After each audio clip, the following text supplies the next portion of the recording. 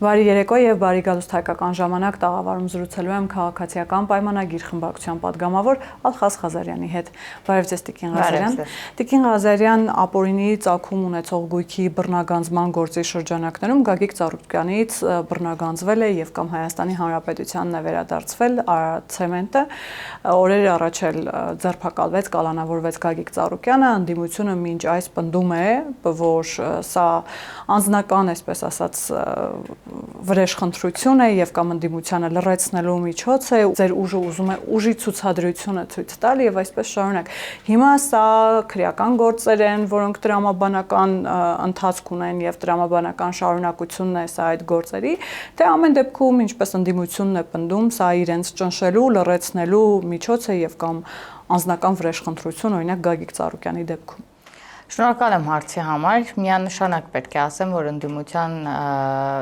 ընդդիմությունից սպասելի էր նման փաթեթավորում տալ այսպիսի գործերին, բայց մենք հստակ գիտենք, որ այս քրեական գործերը կոնկրետ թե ինչ հիմքով օրինակ այս պահի դրությամբ Գագիկ Ծառուկյանը կալանավորված է, կապված է 2022-ից 24 թվականներին խոշոր չափով խարդախության եւ այլ գործերով, որոնց հիմքով տեղի ունեցա այդ կալանավորումը եւ առհասարակ են բոլոր գործերը, որոնք որ այս պահին արդեն սկսել են իրենց ընթացքը ունենալ ապօրինի ծագում ունեցող գույքի վերաբերյալ արդեն մենք շատ հաճախակի տեսնում ենք կայացված վճիռներ եւ հետգանձում պետության հաշվին որոշ գործարաններ կամ գումարի վերադարձ եւ այլն մենք այս ամեն ինչը ուղղակի սկսել է արդեն գործել եւ ընթացքը սկսել է արդեն ակնհայտ երևալ եւ Հայաստանի Հանրապետության քաղաքացիներն էլ դրան ականատես են լինում դա բնավ կապված չէ որևէ անձի հանդեպ քո ունեցած վերաբերմունքից որովհետեւ տեսեք եթե Գագիկ Ծառուկյանի դեպքում այդ process-ները տեղի ունենային ընտրություններից առաջ էլի նույն կերպ էր խոսացվելու եւ այս անգամ էլ խոսվելու էր նրա մասին, որ գիտեք ինչ որ վախեր զգացին, որ Գագիկ Ծառուկյանը կարող է ընտրություններում ինչ որ մանդատներ ունենալ եւ այլն դրա հիմքով տարան։ Այսինքն լավագույն ժամանակ ընտրել թե որ գործի ընթացքը դա իշխանությունը չի որոշում, այլ այն իրավական process-ներ են, որոնք իրենց ժամանակին ընթացք են ունենում, բայց դրա համար լավագույն ժամանակ երբևէ չենք կարող որոշել։ Ընտրություններից հետո եղավ, հիմա այլ կերպ են խոսում որ ինչ որ անձնական վրեժխնդրություն, խոսքի հիմքով եւ այլն, բայց ոչ, բնականաբար կար քրեական գործ եւ պետք է հասունանար այդ իրավիճակը եւ իրավիճակը հասունացել է, այս պահին գործն են ընթացքի մեջ է, դեռ դատարան կգնա, դեռ վճիռ կկայացվի եւ այլն, բայց process-ը որ իրականում բնականon որ գործը ավելի ինչպես դուք նշեցիք 22-24 թվականներին է վերաբերում ինչու ավելի վաղ չէր սկսվում նման գործընթացներ եւ նաեւ որոշ պնդումներ կան որ սա ուղիղ կապված է նրա հետ որ Գագիկ Ծառուկյանը մտավ քաղաքական process-ների մեջ փորձում էր այսպես խորհրդարանական ընդդիմություն հանդիսանալ եւ կամ իր հայտարարություններով առհասարակ փորձում էին նաեւ իշխանության գալ ընդդիմադիր հավաքական ընդդիմությունը ինչպես իրենք էին հայտարարում եւ դա չներվեց Գագիկ Ծառուկյանին, ինչպես նաև հայտնի հայտարարությունները, երբ օրինակ իր առույցների վանդակը փորձում էր ծառայեցնել այլ նպատակներով։ Հասկանալի է, բայց պետք է նախ դիտարկենք Գագիկ Ծառուկյան անձի վերաբերյալ, ինքը երբ պատեհ պահի մտել է քաղաքականություն, երբ պետք չի եղել զբաղվել է բիզնեսով, այսինքն մենք չենք կամ որևէ մեկը կոնկրետ իշխանական թևից չի որոշել ինքը երբ եւ ինչով զբաղվի, ինքն է որոշել կամ իրեն են հորդորել, որ զբաղվի այս շրջանում քաղաքականությամբ, որ շրջանում զբաղվի բիզնեսներով եւ հանդես գա որպես գործարար։ Այնպես որ այս առումով քաղաքականություն մտնել չմտնելի իրենից սпасելն է, չէ՞ որ ինքը առաջին անգամ էր որևէ ընտրությունների մասնակցում, մի պահ որոշեց դուրս գալ, հետո նորից հետ գալ եւ այլն, թե ում հորդորով եւ ինչպես դա հետագայում կպարծվի, բայց այնուամենայնիվ այս պահի դրությամբ քաղաքականությունը որոշել էր չանցավ, ինչպես տեսակ չկարողացավ ձայներ ապահովել եւ նույնիսկ 1-2 ձայներից էր կախվել, այսպես փրփուրներից էր կախվել, բայց եթե մարդ ունի հստակ հետևորդներ եւ ընտրողներ, կարծում եմ չպետք է կախվի 1-2 ձայներից, վստահաբար իհարկե բոլոր ձայներն էլ կարեւոր են, բայց վստահ հաղթանակի համար ավելի մեծ տոկոսներ են պետք, իդեպ եթե նայենք իր ցուցակն էլ կազմած ընտրությունների ընթացքում կհասկանանք, որ իրեն 4% չէր պետք, այլ ավելի մեծ տոկոս էր պետք, որպես տարբեր կուսակցության ներկայացուցիչներ էին իր ցուցակով, թեպետ իրենք հանդես եկան կուսակցությունը ոչ թե դաշինքով, բայց այնուամենայնիվ գործեր են, որոնք որ ընթացք տեսեք ապօրինի ծագում ունեցող գործի վերաբերյալ, քանի տարի գործերը քննվում են, բայց ակնհայտ արդյունք, որ որևէ բան հետ կգա եւ կպետականացվի եւ այլն, մենք նոր ենք տեսնում։ Սա նրա մասին է, որ գործերը բավականին հիմնավոր կերպով են փորձաքննության ենթարկվում, ուսումնասիրվում եւ որոնց հիմքով էլ հստակ ու հիմնավոր որոշումներ են կայացվում։ Եվ մենք սկսել ենք այդ արդյունքները նոր տեսնել։ Սա էլ է process, որը որ պետք է ընթանա եւ իր ժամանակին իր արդյունքները ցույց տա։ Այս իրավական գործընթացներն էլ դեռ շատ գործեր կլինեն, ակնհայտ քաղաքականությամբ զբաղվող անձանց, ոչ ակնհայտ, տեսեք մենք ունենք ընտրակաշարքի հիմքով այսօր գործեր, որոնք քննչական կոմիտեում են, փոխանցվել են դատարան, բավականին մեծ թվով գործեր են, որոնք վերաբերվում են նաև պատգամավորական ցուցակում գտնվող անձանց, հիմա ինչ վաղը մյուս օր որ դատական վճիռ կայացվի որևէ անձի վերաբերյալ, որ այս ընթացքում ընտրակաշարք է բաժանել, պետք է էլի նորից ասենք, այ տեսեք անձնական վրեժխնդրություն է կամ բան է, քաղաքական հետապնդում է, ոչ պարզապես գործընթացներ են, որոնք որ քաղաքական գործիչը պետք է չաներ կամ ընտրությունների ընթացքում ընտրակաշարք չբաժանել, որի հետևանքով էլ իրեն այսօր այդ իրավիճակի մեջ չդներ կամ դատարաններում չլներ կամ քննչական կոմիտեներում։ Սա է իրականությունը։ Գիտեք, օրերս ուժեղ Հայաստան դաշինքի ցուցակից միանգամից 105 падգամավոր ինքնաբացարկ էր ներկայացրել եւ սեփական դիմումի համաձայն հրաժարվել էր դուրս էր եկել ցուցակից։ Սա նույնպես կապված է այդ վախի մթնոլորտի հետ, ինչպես իրենք են ասում, որ իշխանությունը ստեղծել է, այսինքն նկատի ունեն ընդդիմադիր տարբեր ուժերի անհատների շուրջ իրավական գործեր են կարվում, սա իրենց մեկնաբանություններն է իդեպ։ Ինչով էր պայմանավորված այս աննախադեպ, այսպես ասեմ, մանդատաթափը։ Մանդատաթափ իսկապես շատ հետաքրքիր էր, բայց ես ձեզ վստահեցնում եմ, որ միշտ հոգեբանորեն միշտ այդպես է, մարդ ինչպես կա, ինչպես ինքն է մտածում դիմացինի կամ process-ների վերաբերյալ, այդպես էլ մտածում եմ, որ այսօրվա իշխանությունը կամ իր դիմացինը նման կերպ պետք է վարվի։ Երբեք իրենցից չես սպասի, որ իրոք երկրում մարդիկ չեն հերքել, որ ձայնագրությունում իրենք են կամ ընտրակաշարք են տվել վերցրել, բայց կներեք, դա քաղաքական հետապնդում է, գիտեք, ինչ որովհետև ասենք բան են։ Իսկ ինչ վերաբերում է իրենց մանդատաթափությանը, դա էլ էր սպասելի, որովհետև երբ որ իրենք սկսեցին քաղաքականությամբ զբաղվել, ցուցակներ կազմել, դա էլ է իրենց վերաբերմունքը Հայաստանի Հանրապետության քաղաքացու նկատմամբ։ Իրենք ցուցակ կազմում էին անկախ ամեն ինչից, տեսնեին մենակ թե այն մարդիկ, ովքեր ցանկություն են հայտնել падգամավոր դառնալ, հավաքում են իրենց ցուցակի մեջ առանց երկար բարակ մտածելու, թե այդ մարդը ինչ քաղաքական կշիռ ունի, որովհետև իրենք չէին դնում քաղաքական կշիռ ունեցող մարդու հիմքով ցուցակ կազմել կամ չգիտեմ ինչ որ արժեք ներկայացնող մարդկանց ցուցակ կազմել, որոնք կարող են արժեք ստեղծել Հայաստանի Հանրապետության քաղաքացու համար, այլ իրենք միևնույն է զոր էին տալու այն գումարին, այն քսակին, որ իրանք ունեին եւ այդ հիմքով էին ընտրվելու։ Հստակ դրա համար չեն խորացել ցուցակում ում են ներառում եւ այդ մարդիկ ինչ գործունեություն կարող են իրականացրած լինեն եւ իրականացնեն։ Հիմա օրինակ անընդհատ հարցեր են հնչում, արդյոք ինչպես եք կարծում, ինչպիսի խորհրդարան կունենան օգոստոսի 2-ին կամ արդյոք այնտեղ կլինեն, այսպես ասած, երեկոները խաղաղ։ Երբ որ տեսնում եմ օրինակ ընդդիմադիր դաշտի այն մարդիկ, ովքեր արդեն պետքա մանդատ ստանան ու գան խորհրդարան, իրենց խոսույթը, իրենց պահելաձևը, իրենց այդ ամեն ինչը հասկանում ես, որ շատ դժվար է լինելու այդ ընդդիմության հետ առողջ որևէ քննարկում ունենալ։ Այսինքն քաղաքական դիսկուրս չի լինելու։ Ես շատ եմ կասկածում, որովհետև մարդիկ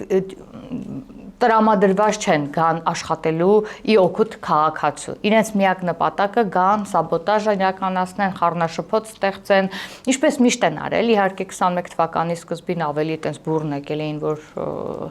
նման գործունեությամբ զբաղվել, հետո հասկացան, որ չէ, այդպես չի լինի, խաղաղվեցին, հետո ինչ որ հրահանգներով պարբերաբար պորտկում էին, հետ էին գնում, բայց փաստացի գործ չարեցին, ինչի արդյունքով Հայաստան դաշինքը կեսի չափով ձեն ստացավ այս անգամ, որովհետև Հայաստանի այն ընտրողը, իրեն ընտրողը տեսավ, որ իր ընտրած քվեն, այսպես ասած, կորսվեց, մարդիկ չեն աշխատում, 5 տարի շարունակ գալիս ինչ-որ վիրավորող, ոչինչ չասող, սուր մի հատ ելույթ ու վերջ, այդքանով գործունեությունն ավարտվում էր։ Դուրս էին գալիս փողոց, կոնսոլիդացիա չունեին իրենց կողքը, որովհետև այդ process-ները շատ չեմ վախենա ասել, fake գործունեություն էր, որով մարդիկ չհավատացին իրենց։ Այդ իսկ պատճառով նրանք ստացան այդքան քիչ ձայներ։ Հիմա նույնը սպասում է ուժեղ ուժեղ Հայաստանի դեպքում, քանի որ ընտրակաշառքի հիմքով են մանավանդ որ ընտրվել, որովհետև որևէ քաղաքական արժեք չեն ներկայացնում ու այդ հիմքով են եկել խորհրդարան, շատ ավելի դժվար է լինելու իրենց աշխատելը, որովհետև նախ այդ ձայները, որ ստացել են,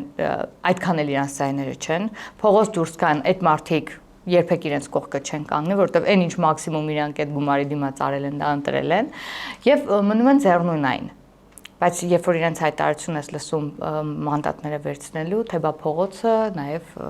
խորհրդարանի հետ այսպես միաձայն պետք է աշխատի, որ կարողանանք փոփոխություն անենք։ Ցավոք էլի խափում են մեր հայրենակիցներին, իհարկե պետք է ասեմ փառք մեր հայրենակիցներին միշտ եմ ասում, որ ճիշտ ժամանակին ճիշտ կողմնորոշում են ունենում, ճիշտ ժամանակին սուտն ու կեղծիքը տարբերում են եւ չեն ենթարկվում այն ահռելի հիբրիդային հարձակումներին, որ տեղի ունեցավ այս ընթացքում։ Իհարկե դրան նաեւ նպաստեց այն, որ մենք բավականին շատ ենք շփվում մեր քաղաքացիների հետ եւ մեր քաղաքացիները մեզ, այսպես ասած, շատ լավ են ճանաչում, յուրաքանչյուրից գործունեությունը։ Ես ասեմ, որ ամենահասանելի իշխանությունն ենք եղել բոլոր ժամանակներում Հայաստանի անկախությունից հետո առավել եւս, որ անընդհատ մեզ կարող են տեսնել, մեզ այդ զրույցի բռնկվել, մեզ այդ կռիվ անել, մեզ այդ վիճել, մեզ այդ համաձայնել, չհամաձայնել, բայց դա էլ է դրա մասին խոսում, որ քաղաքացին լավ թե վատ ամբողջ սպասումը ունի մեր իշխանությունից եւ պատրաստ է քննարկել ու գալիս է քննարկելու ու դա շատ ողջունելի է։ Իդեպ նոր բարեգործական ճակատավոր ասած արշավ են սկսել հիմա մարզերում տարբեր համայնքներում, որտեղ իրենք ավելի շատ ձայներ են ստացել, քան մնացած ուժերը, հիմա գնում են հանդիպում են իրենց աջակիցների հետ, տարբեր նախաձեռնությունների շրջանակում տներ են խոստանում, ամենատարբեր գույքեր են խոստանում, օրինակ 5-րդ բալիկի դեպքում պատրաստ են իրենց ընտրողներին տուն նվիրել, սա ինչ է։ Տեսեք, ինչու իրենց ընտրողներին։ Ինչ ենք մեր քաղաքացիներին բաժանում, եթե իրենց ընտրողը ուրեմն արժանի է որ տուն ունենա, սա էլ ընտրակաշառքի տրամաբանության մեջ։ Եթե իրենց ընտրողը ինքը արժանի է տուն ունենա, եթե իրենց ընտրողը չի, եկեք չգնանք, տեսնենք ինչա կատարվում իր հետ։ Սա արդեն տարանջատում ու բաժանում է հասարակության մեջ մտցնում։ Երբ որ մեզ մեղադրում էին, ինչի թոշակներ ավելացրեցիք, օրինակ ընտրություններից առաջ կամ առողջության ապահովագրությունը, բայց մենք չենք արել 1-2 մարդու համար կամ ընդհանուր։ Ի վերջո ապահովագրությունը է, սա 2027 թվականին բոլորն են այդ ապահովագրության շրջանակներում ներգրավվելու։ Նույնը թոշակները մի տարով չի ավելացվում թոշակները ավելացվում է ըստ գնաճի, տնտեսական աճի եւ այլն, այսինքն հաշվարկների հիմքով է։ Իսկ իրենք ինչ են անում։ Իրանք էլի տարբերակված մոտեցում են ցույց տալիս իրենց ընտրողներին, եկեք ոգևորենք, խրախուսենք, բնակարան տանք, էլի փողի հիմքով այդ տրամաբանության մեջ ընտրակաշառք բաժանելու տրամաբանության մեջ խրախուսենք, որ վաղ մյուս օր էլ այդ ընտրողին կարողանանք բերել ընտրության եւ մեր ուկտին քվեարկել տանք։ Սա է ամբողջ տրամաբանությունը իրենց, էլի հոգեբանները իրենք պատրաստ չեն գնալ քաղաքացու հետ զրուցել, իրականում խնդիրները վերհանել կամ թուղթ ու գրիչով գնացել են համայնքներ, ասում են մենք բան անենք, բա որ չգիտեիք ինչ խնդիրներ ունի Հայաստանի Հանրապետության քաղաքացին, ոնց էիք ծրագիր գրում, ինչ նախընտրական ծրագիր էիք գրում քաղաքացու համար, երբ որ դուք տեղյակ չեք այդ համայնքում ինչ խնդիրներ կան։ Իսկ կա մի համայնք, որտեղ մենք տեղյակ չենք այդ համայնքում ինչ խնդիրներ կան, որքան են լուծվել, որոնք են եղել առաջնահերթ լուծվել եւ որոնք հետագայում արդեն ընթացքի մեջ են ու լուծումներ կստանան։ Երբ եմ մեծ գումարները դուրս տրվելու քաղաքականությունից, նկատի ունեմ հատկապես բիզնես սեգմենտին, նախկին ղեկավարներին, որոնց մեղադրում է ապօրինի հսկայական այդ գույքի վերադարձի մասով, վարույթներ կան, երբ են այդ գումարները դուրս տրվելու քաղաքականությունից եւ երբ է դաշտը ի վերջո,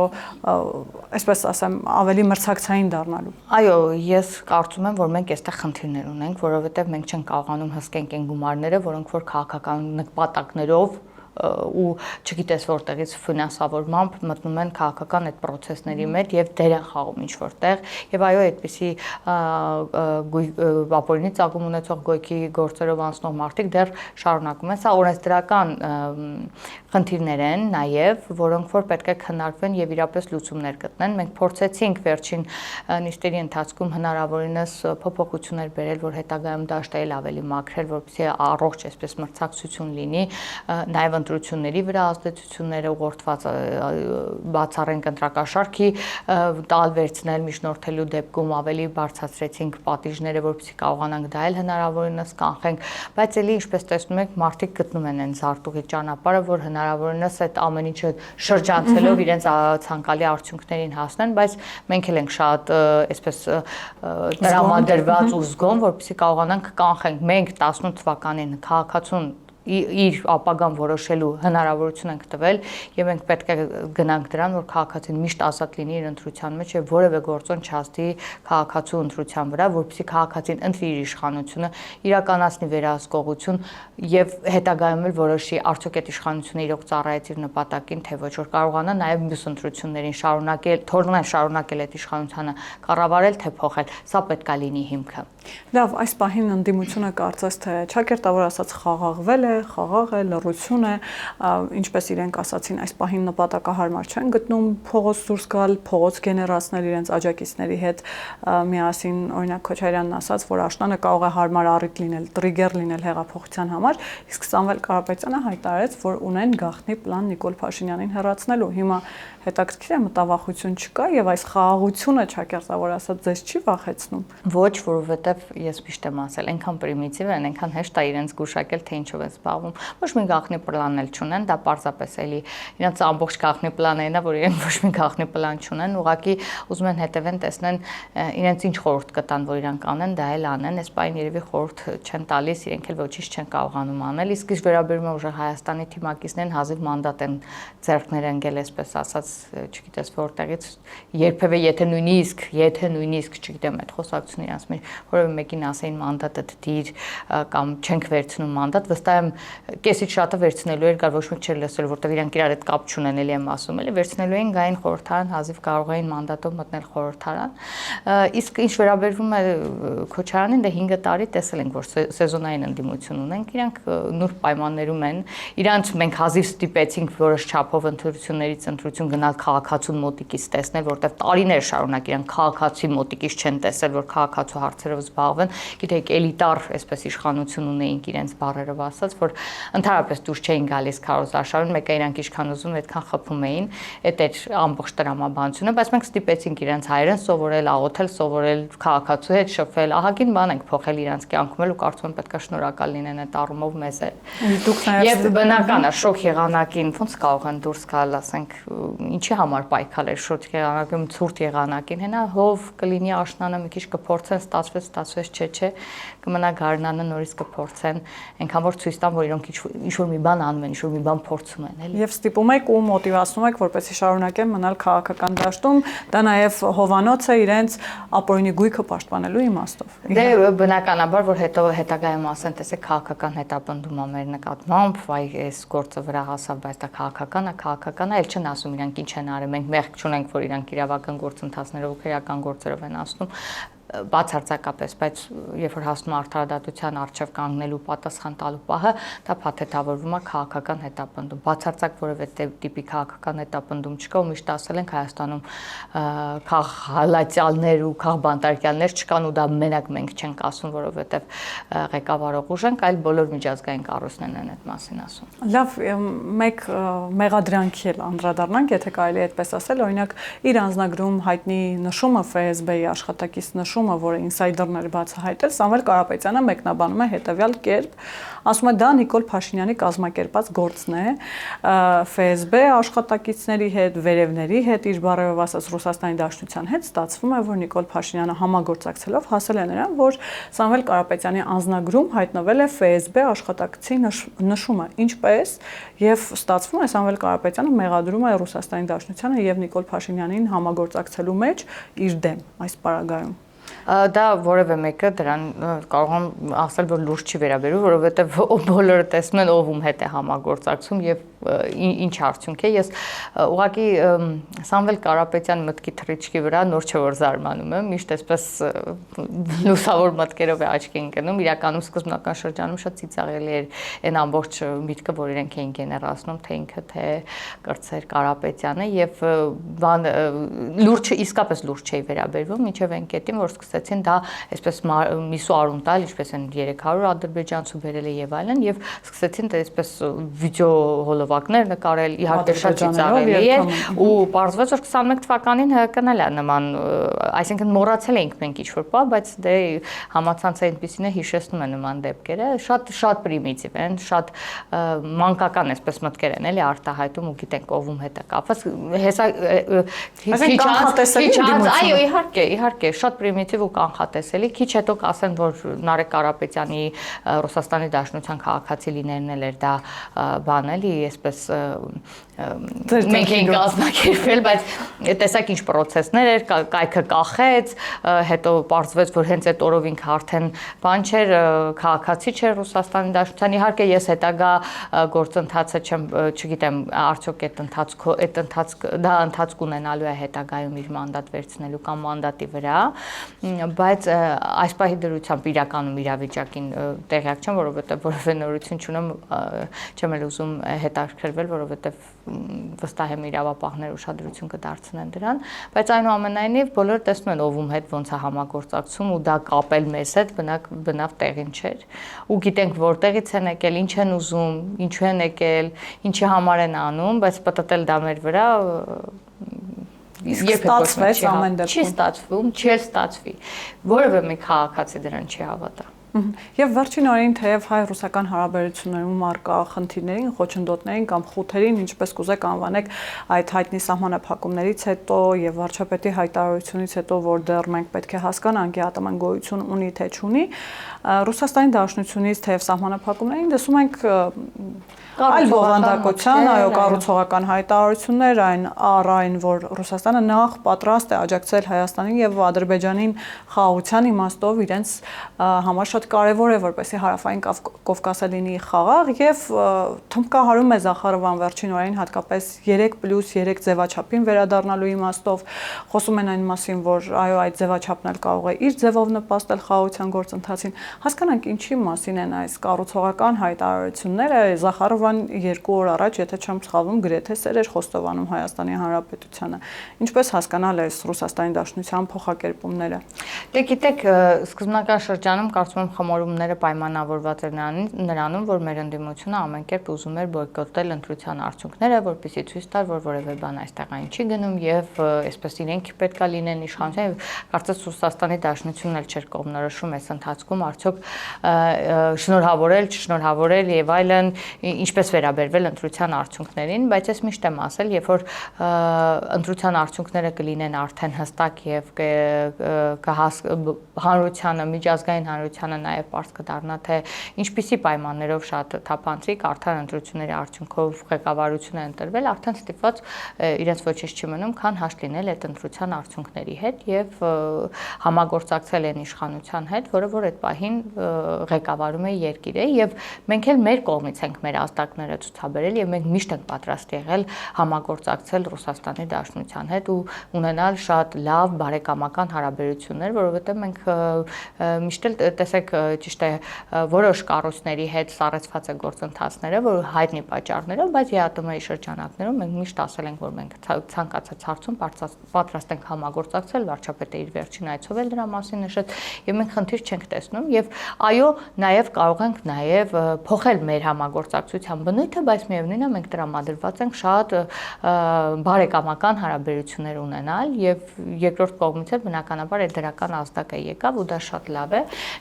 Բայց այնուամենայնիվ ԵԱՏՄ-ն տնտեսական միություն է թե քաղաքական լծակ, որովհետեւ այն ինչ տեղի ունեցավ նախընտրական շրջանում եւ հիմա էլ շարունակվում է, դա այն մասին չէ, որ ԵԱՏՄ-ն տնտեսական միություն է, այդ մասին նաեւ վարչապետը ուղիղ խոսեց ապրանքների, տրանսպորտային միջոցների ազատ տեղաշարժը ըստ էության այս պահին չկա։ Գիտեք, դրա համար էլ շատ կարևոր է դիվերսիֆիկացիան տնտեսության եւ մենք այդ ճանապարհին վաղուց ենք սկսել այդ գործընթացը իրականացնել եւ դա դրականապես այս ճգնաժամային պահին, որ կարող էր ճգնաժամ առաջացնել երկրում, դա դրականացվեց եւ մենք սահուն այդ ամբողջն անցանք։ Տեսեք, մենք իսկ դրան պատրաստվել էր Հայաստանի Հանրապետությունը։ Բնականաբար Հայաստանի Հանրապետությունը միշտ ամեն ցանկացած սցենարի պետք է պատրաստ լինի եւ ինստիտուտները աշխատում են, ինչը ինձ ամենաշատն է ուրախացնում, այսինքն որևէ անկանխատեսելի իրավիճակում չենք հանգում այնպիսի մի իրավիճակի, որտեղից դժվարանում ենք ելք գտնել։ Ես միշտ նշել եմ, օրինակ, նավթի, դիզելի արտահանման սահմանափակում դրեց Ռուսաստանի Դաշնությունը եւ եկեք մի պահ պատկերացնենք, եթե մենք չունենայինք որևէ տեղից ներմուծում, ինչ իրավիճակում կլիներ Հայաստանը այս պահի դրությամբ։ Եվ նմանատիպ շատ հարցեր ունենք, որոնք որ Հայաստանը նախապես պատրաստվում է եւ դիվերսիֆիկացնում է իր տնտեսությունը։ Դա շատ կարեւոր է ու դա պետության շահից է գալիս եւ տեսեք մենք մի իրավիճակում հայտնվեցինք եւ մենք իրականում ես ասեմ ընտրությունների ֆոնին շատ սրվեց, բայց միշտ եմ ասել ԵԱՏՄ-ում եղել են էլի դեպքեր, երբ որ ապրանքը այս կամ այն ապրանքը չի ընդունվել որոշակի խախտումների պատճառով։ Բայց էլի որոշակի քաղաքական համագործակցել են, թե քաղաքական, թե չես կարող հստակ գնահատական տալ այս պահի դրությամբ, կխուսափեմ, որովհետեւ ես ինքս չեմ բանակցող, դրա համար վստահ ասեմ, որ գիտեք, կարող եմ ես եզրակացություն անել այդ ամեն ինչից, բայց եղել է էլի դեպքեր ոչ ընտրությունների հետ կապված նման իրավիճակներ, բայց էլի հարթվել եւ շրջանցվել է, որովհետեւ դա նաեւ իրենց երկրին է օգտակար եւ այսինքն միակողմանի չի այս process-ը ամեն դեպքում։ Եվ բայց մենք պետք է մտածենք մեր պետության շահի ու մեր արտադրողի մասին եւ մենք գնում ենք այդ ճանապարհով եւ մենք դիվերսիֆիկացնում ենք մեր տնտեսությունը։ Ես կարծում եմ սա նորմալ է եւ ընդունելի է բոլոր պետությունների համար, ովքեր մեր հետ համագործակցում են։ Տիկին Ղազարյան, ամեն դեպքում որքան էլ որ ռուսական կողմն էլ վերադառնա այն կառուցողական դաշտ, որում Հայաստանի Հանրապետությունն է եւ հենց այդ ելակետից էլ հայտարարություններ է տարածում, այնուամենայնիվ Հայաստանի եւ Ռուսաստանի միջև կան մի շարք կնճռոտ հարցեր, որոնք պիտի դրվեն քննարկման սեղանին, կողմերը պիտի քննարկեն եւ գան կոնսենսուսի։ Մեկը երկաթուղու հետ կապված։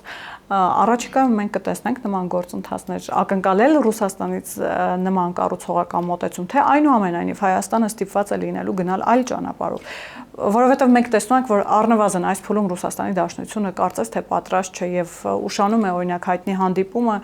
Պուտին-Փաշինյան, որի մասին վարչապետը խոսեց նաեւ նախընտրական շրջանում։ Սա ուզում եմ հասկանալ ռուսական կողմի հապաղման պատճառով է։ Տեսեք, ցանկացած հարց, բավականին կնճռոտ հարցեր, միջև երկաթուղին մենք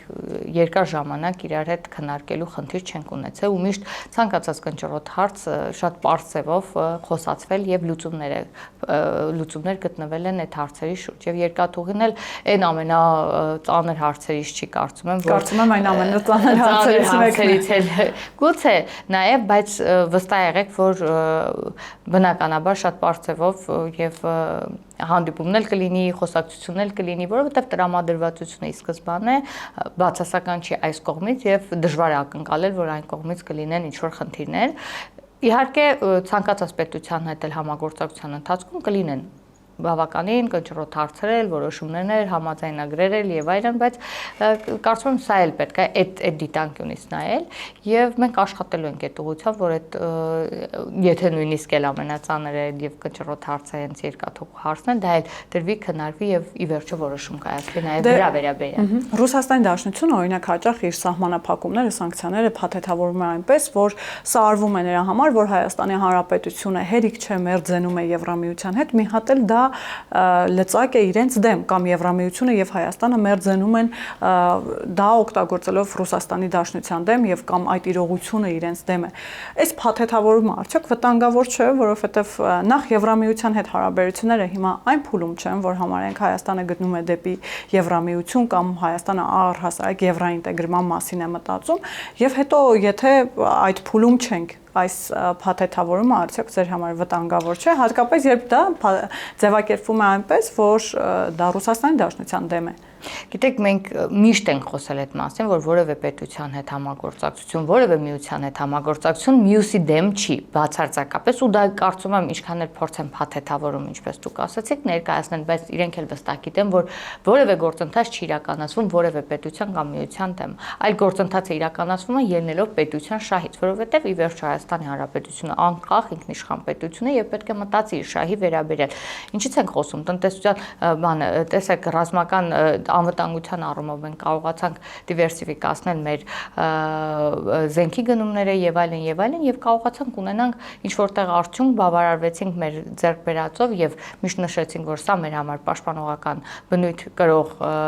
process-ները, որը մենք պետության շահից ելնելով իրականացնում ենք։ Նույնիսկ տնտեսության հարցով մենք պետք է կարողանանք, չէ, դիվերսիֆիկացնենք մեր տնտեսությունը եւ դա չենք անում որևէ պետության դեմ կամ կողմ, մենք անում ենք մեր պետության շահից ելնելով ու դա հստակ մենք ամեն անգամ ենք նշել եւ դրանում կասկած չկա, ինչքան էլ փորձեն դա այլ կերպ ներկայացնել, միևնույն է իրենք էլ են վստահ, որ դա բխում է Հայաստանի Հանրապետության շահերից։ Եվ թեև խաղաղությանը ու TRIP նախագծին, որը կարծես թե հավասարապես եւ Ադրբեջանի եւ Հայաստանի մասին է, բայց ոչ միայն օրերս 4-րդ Global Media Forum-ի ժամանակ, Շուշիի Global Media Forum-ի ժամանակ Ադրբեջանի նախագահը տրտնջում էր եւ կամ սրտնեղում էր, որ Հայաստանի դերը Հարավային Կովկասի տարածաշրջանում չափազանցված է եւ արևմուտքը պիտի տարածաշրջանային իրողությունից ելնելով հասկանան, որ այստեղ շատ ավելի մեծ դերակատարում ունի Ադրբեջանը։ Հասկանանք, սա պարզապես խանդի դրսևորում է, պարզապես հայտարարություն է, թե ամեն դեպքում